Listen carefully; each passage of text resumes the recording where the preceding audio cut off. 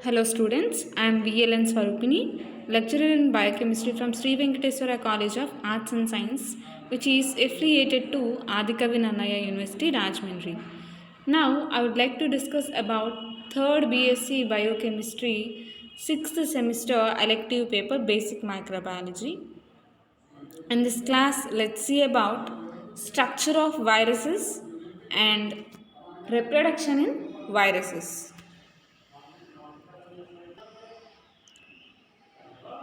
So let's see about the ultrastructure of viruses. Ultrastructure of viruses. We all know viruses show both living and non-living characteristics. So here, if you see about the structure, basically these viruses carry the genetic material which is packed in the protein capsid. Okay, so but all viruses they have again different morphology. Okay, and this morphology of virus is based on the capsid arrangement. So whatever the protein capsid is present, this capsid structure will be different from one virus to another. So based on the capsid structure, we have different kinds of viruses like helical virus, icosahedral virus, prolate virus, enveloped virus, and complex viruses. So if you see here, helical virus. So here, if you see the helical virus, so this is the helical virus and best example is TMV. This is a TMV virus and TMV virus is nothing but the tobacco mosaic virus. Tobacco mosaic virus. And if you see the arrangement here, whatever the protein capsid is present, it is made up of capsomeres. Okay, and these capsomeres are arranged in a sequential manner to form this capsid. Okay, so if you see the arrangement over here, it is a helical mode of arrangement. It is a helical mode of arrangement. So it is composed of single type of capsomeres stacked around the central axis to form a helical structure which may have a central cavity or hollow tube. And if you see the arrangement, so these capsomeres are arranged in a helical manner, in this manner. Helical manner means, so around these capsomeres are arranged in this manner. So if you see the diagram, so in this manner capsomeres are arranged. Okay, so this is how this particular helical viruses are made up of. Helical viruses are made up of. And by helical arrangement, there is a central halo tube. That means there will be a empty cavity or small halo like tube in the central area. Okay, that is best example for this helical viruses is tobacco mosaic virus. Tobacco mosaic virus. And here the next one is icosahedral. This is the icosahedral virus and best example is adenoviruses. Adenoviruses are the best example for icosahedral. And here most of the animal viruses are in icosahedral shape. That means here animal viruses are mostly in the icosahedral structure. Okay, and next one is prolate. Next one is prolate. This is mostly seen in bacteriophages. So here of course bacteriophages are also a complex viruses. If you see a bacteriophage, so this is a bacteriophage. So this is a bacteriophage and this is a complex virus. At the same time, so whatever the head, this icosahedral head is there in few bacteriophages, this head will be in prolate form. Okay, isosaherodon elongated on the axis and is common arrangement of head of bacteriophage. Okay, so here little difference will be there for this icosahedral and for this prolate virus. Isosaherodon structure is seen in this particular prolate viruses. And the next one is enveloped virus.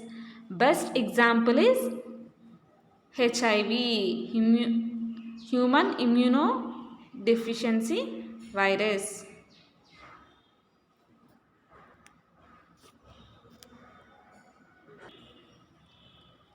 And here this enveloped virus, this will completely envelope viral genetic material. If you see here, this is the genetic material which is closed with this envelope. It is a lipid bilayer viral envelope. Okay, and this is about envelope viruses. And the next one is complex viruses. So as I said earlier, bacteriophages are in complex form. That means they'll have a head region and they'll have a collar and a tail, and at the end will have a tail plate or base plate to which long tail fibers will be present. Tail fibers will be present. So here in this manner, these bacteriophages are present. Okay, they'll have a capsid head and most probably this capsid head is also in icosahedral structure, and extra collar neck will be present which is attached to a tail region, and at the end of the tail will be a tail plate to which tail fibers and tail pins are present, and this tail pins will be helpful for the attachment of this virus to the bacteria during bacterial infection. So these are the few morphologies that we see in viruses. Okay, so see few shapes of different kinds of bacteria viruses. So here spheroid virus, that means which is a little bit spherical in shape, adenovirus, and elongated virus, it is a potato virus. This infects potato plants, that's why we commonly call it as potato virus. And bullet shaped virus, that is rabies virus. We all know rabies, which is caused from the bite of the dog, infected dog. And filamentous virus, bacteriophage M13. Here as we discussed before, bacteriophages are complex viruses, but here few bacteriophages or few viruses are in filamentous form also, and asymmetrical viruses are also present. And HIV shape is like this, which is a enveloped virus, and hepatitis B is also a enveloped virus. And Ebola virus, this is a filamentous form of virus. Adenovirus, spheroid virus, and influenza is also an enveloped virus. This rabies is also an enveloped virus, and bacteriophage, it is a complex virus. So these are the different shapes of different bacteria. And papilloma, human papilloma virus, rotavirus, herpes virus, almost all the viruses are enveloped viruses. Okay, so these are the few viruses and their shapes. Now let's see about the size of viruses. And coming to size of viruses, they show a wide diversity of sizes among all groups of viruses. If you see here, one kind of virus is in different way and other is in another form. That means if you see, shape and size of viruses vary from each and every virus. So in the similar manner, viruses show wide diversity among the size also. In general, these are smaller than bacteria, and if you see an approximate size, uh, diameter will be between 20 to 350 nanometers. So here 20 to 350 nanometers, okay, and obviously these are smaller than bacteria, and few are larger than proteins. That means whatever the biomolecule protein is present here, if you see, we have 5 biomolecules, that is carbohydrates, lipids, amino acids, proteins and nucleic acids. Among all of this, protein molecules are larger molecules. So here some viruses are slightly larger than protein and nucleic acid molecules. So whatever the biomolecules we have, in all the biomolecules, these proteins and nucleic acids are the larger biomolecules. So sometimes viruses are slightly larger than these biomolecules, proteins and nucleic acids. Some are smaller size like the smallpox virus, and few are more smallest and few are larger in size. Okay, this is about the size, and now let's see of the chemical composition of viruses. Chemical composition. So we all know this, whatever the virus which is present, it contains a viral protein and viral envelope, viral carbohydrates and nucleic acid. So these are the four major these are the four constituents which are involved in the development of the virus. So first let's see what are the viral proteins which are seen in the viruses. Okay, so we have envelope proteins, nucleocapsid proteins, core proteins and viral enzymes. So here in the previous class what we have discussed, there will be no presence of enzymatic or any other biological machinery in the virus, but here enzyme, viral enzyme will be present, but this enzyme will be active in the host cell only. Okay, then this particular genetic material enters the host cell, then only these enzymes will also work. Okay, so let's see in detail. So here viral protein, this viral protein, these are present in viruses and different kinds, like here four major categories of viral proteins have been identified till date. Okay, let's see about them. Envelope protein. So whatever the enveloped viruses are present, they contain glycoproteins which are different from virus to virus. That means every virus doesn't contain similar type of glycoprotein. Each and every virus will have its kind of glycoproteins. So if you see the diagram which is displayed over here, viral envelope which is present here, it contains GP41. GP means nothing but glycoprotein 41 envelope protein and GP120 envelope protein. So these are the envelope proteins that are present in this particular virus. And also the next kind of proteins are nucleocapsid proteins.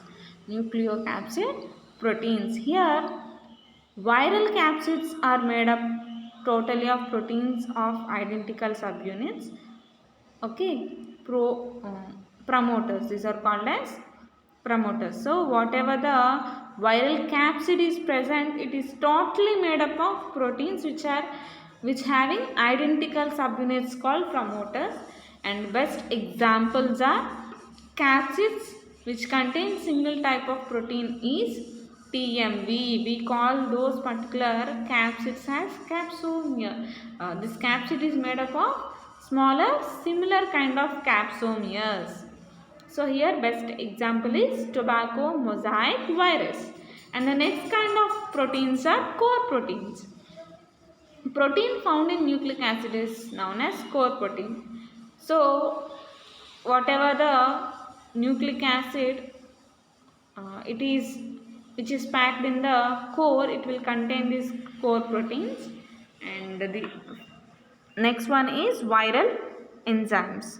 In animal viruses, especially in the enveloped animal viruses, this particular viral or viral particle or viron contains specific enzymes like RNAs or reverse transcriptase, and these help in the replication process, and here these RNAs and reverse transcriptase enzymes are commonly seen in retroviruses.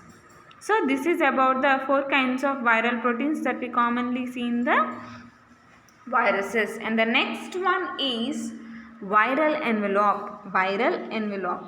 Basically this viral envelope is 10 to 15 μm thick and made up of proteins, lipids and carbohydrates. Okay. So apart from this protein capsid,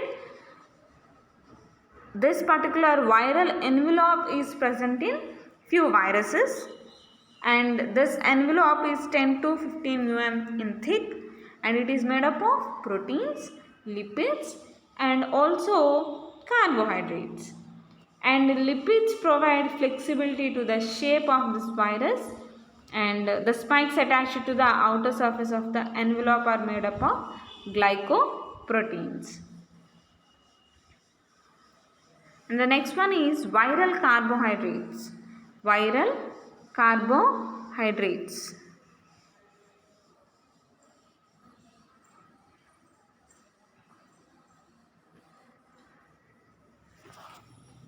And here a substantial amount of carbohydrate specified by rather host cell or viral genome is found in viral envelope. That means sometimes these are from host cell like arboviruses, and viral genome itself like Bacillus viruses, and these are present in viral envelope. And carbohydrates like galactose, mannose, glucose amino, galactose aminos. So these kind of viral carbohydrates are found in these viruses like influenza virus or para-influenza virus, and these viral carbohydrates might be from host cell or might be from the viral genome itself. Okay. So this is about the viral carbohydrates. Now let's see about the nucleic acid, which is the most important aspect of the viral structure. Why? Because this nucleic acid is the only one which is causing infection. Okay, that means nucleic acid present in virus is the virulent one. That means infectious one. Coming to the protein or viral carbohydrates or viral envelopes, these are not poisonous. Okay, so let's see about the nucleic acids. So in viruses we see both the kinds of genetic material, that is DNA and RNA also seen based on the kind of virus. That means pure DNA viruses and pure RNA viruses. And viruses containing DNA are called as deoxyviruses, whereas RNA containing viruses are called as riboviruses. Okay. So in general, plant viruses have single stranded RNA. So most probably plant viruses are single stranded RNA viruses. Whereas animal viruses have either single stranded DNA or a single stranded RNA or double stranded RNA, or sometimes double stranded DNA. So here single stranded DNA is not most commonly present in animal viruses. So in animal viruses, single stranded RNA or double stranded RNA or double stranded DNA will be commonly present. Coming to bacterial viruses, they contain mostly double stranded DNA and single stranded DNA or single stranded RNA. In this case, that means in the case of bacterial viruses, double stranded RNA is most probably absent. And insect viruses are also present. They contain mostly RNA, and in very rare cases DNA is present as the genetic material in these insect viruses. And DNA of some bacterial and animal viruses is circular, but in others it is like RNA. That means in few bacterial and animal viruses, the DNA present is in circular form,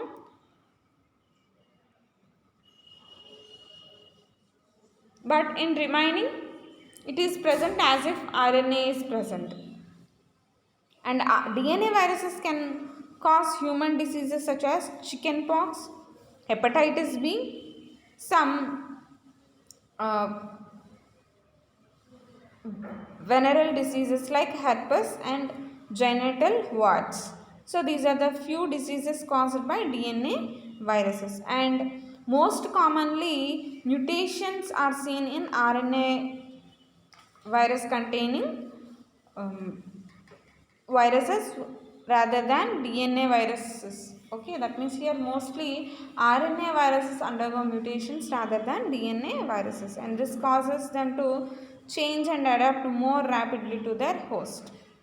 And human diseases caused by RNA viruses include hepatitis C, measles and rabies. So these are the few RNA viruses diseases. Okay, so this is about the structure.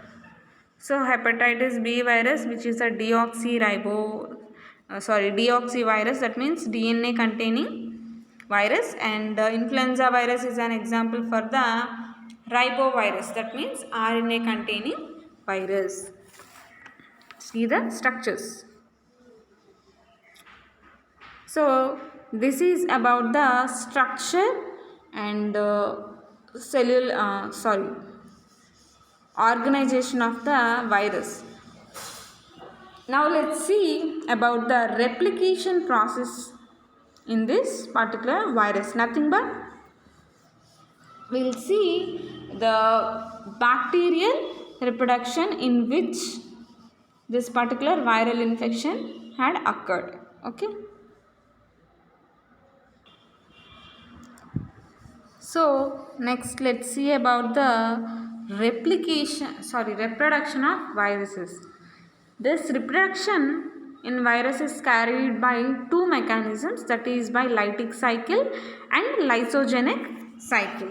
So this particular viruses, we are seeing the reproduction how it is caused in bacteria. That means for understanding reproduction of viruses, we have taken bacteriophage as an example, and we are seeing the reproduction process. And coming to this bacteriophages, they undergo reproduction through two major cycles, that is lytic and lysogenic cycles. Okay. Now let's see about the lytic cycle first.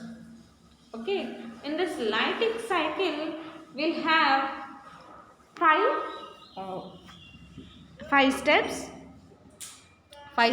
during this lytic cycle, like attachment, penetration, synthesis, assembly and lysis. So these are the 5 steps we commonly see in this particular lytic cycle. So this lytic cycle is seen in bacteriophages. That means these are the viruses which infect bacteria and they depend on bacteria for their reproduction process. So now let's see about the Leydig cycle, and as I said, it occurs in 5 steps. Attachment, which we can also call it as adoption stage, and next followed by the penetration stage, next synthesis, assembly and lysis. Now let's see firstly about the attachment. So this attachment is nothing but how this virus or bacteriophage will attach to the bacterial cell. Okay, see the diagram here. So this is the first stage. So this bacteriophage will come and settle on the bacterial cell wall, and also it will select suitable receptors which are present on bacterial cell wall for the attachment. So first it will come and it will search for the proper receptors for the attachment. So this particular phases get attached to the cell wall of the bacteria, and for this attachment process, whatever the tail fibers are present, tail fibers, so these tail fibers are helpful in the attachment of this bacteriophage to the bacterial cell wall. Okay, and tail fibers during the attachment, what they do is they bend to keep the end plate in contact with the bacterial cell wall. That means this, if you see a bacteriophage, its structure is like this. Sorry, it's not getting. Okay,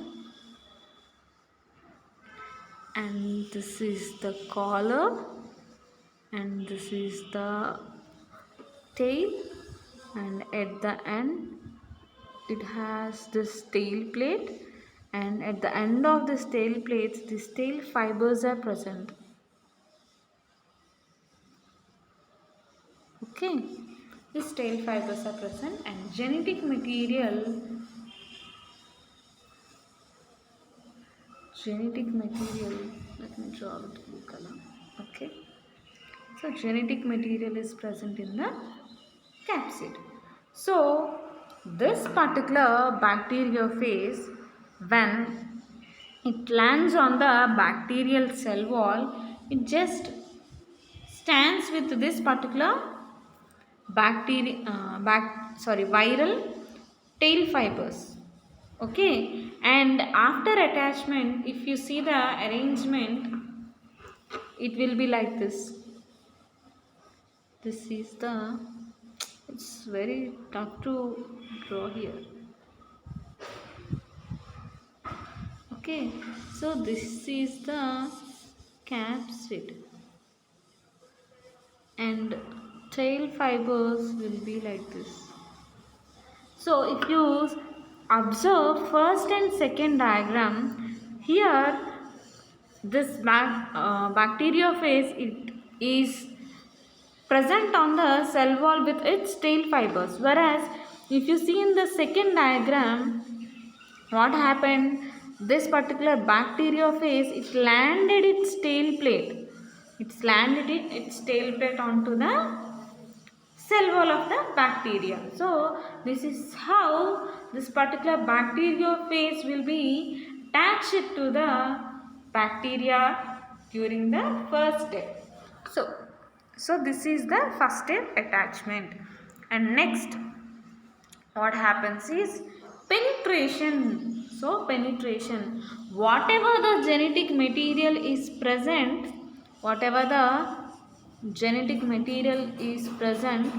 this genetic material is released into the bacteria cell. So this step is called as penetration. So here, before the penetration, during this step, what happens is the tail will secrete enzyme lysozyme. Okay, lysozyme enzyme is released, and this lysozyme, what it will do is it will dissolve the bacterial cell wall at which this particular bacteriophage is present. That means if this bacteriophage attached here, so lysozyme is secreted from the tail. So this tail will secrete lysozyme enzyme, and as an action of this lysozyme, what will happen? This bacterial cell will be damaged. Bacterial cell wall will be lysed, and with this it will get some space for the release of this genetic material, viral genetic material into the bacterial cell, and it will release its genetic material into the bacterial cell, and this we call it as penetration. And here, after the release of this genetic material into the bacterial cell, we can call this particular viral capsid as ghost. Why? Because it's just like a ghost. There is no genetic material which is a living factor of this particular virus. So we can call it as ghost. And the next step is synthesis. We have done with the penetration step. Now synthesis. So here, whatever the genetic material that was released into the bacterial cell, what it will do is this phase genetic material, it will disturb the bacterial metabolism. This will disturb the bacterial metabolism. Bacterial metabolism is disturbed. Okay, bacterial metabolism is disturbed, and after disturbances, after creating disturbances in the bacterial metabolism, what it will do is it will hijack that particular bacterial proteins. So whatever the bacterial proteins that are present in this bacteria, this will be hijacked. That means it will take over.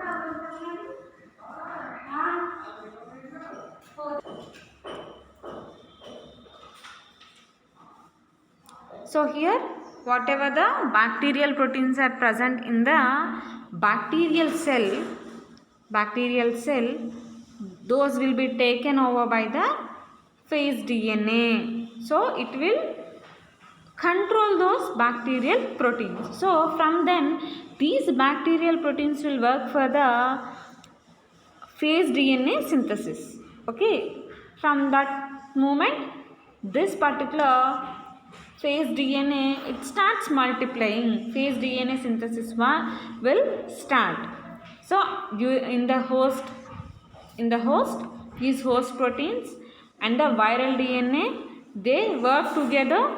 So host proteins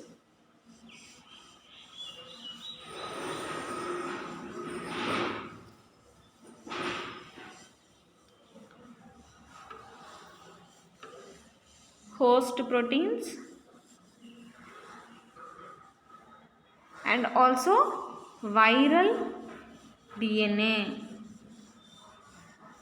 So viral DNA, these both start working to produce mRNA.